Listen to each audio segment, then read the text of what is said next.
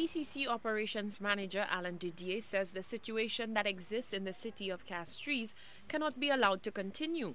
He's referring to vending structures on the city sidewalks he calls unsound and unsightly. The Castries City Beautification Campaign is expected to replace the existing structures with prefabricated tents, but Didier says vendors have been misled into thinking the CCC, in its attempts, wants to take away their livelihood. It's for the benefit of everybody.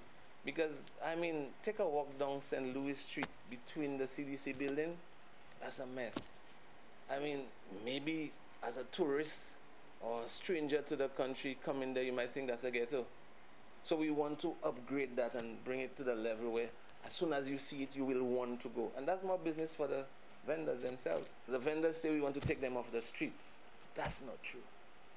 We're going to put them back in their location, but with a different structure, that's all.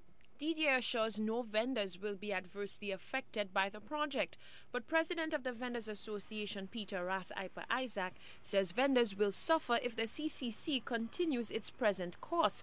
Isaac says although vendors are not opposed to beautifying the city, the new tents are simply too expensive. Some people now are paying $3 a day to sell in certain areas, and the kind of business they conduct, obviously that's reasonable for them.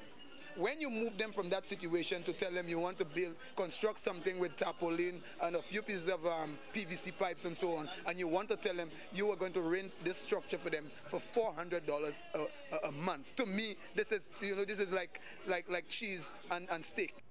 Isaac says there is no justification for the cost attached to the tents. Further, based on the income generated by the majority of vendors, the CCC's price tag is unreasonable. You've got to come down to the level of these people and deal with them based on the income bracket. Are you going to charge them the same price or similar to the price that you're renting to people that has these kind of facilities, toilet and laboratory facility? It's unfair. But the CCC maintains vendors are inclusive in the beautification project. The regional coordinator for Education International, Virginia Albert Poyot, recently called on the CCC to demonstrate greater sensitivity towards vendors. Lovely St. Amy, HTS News, Channel 4.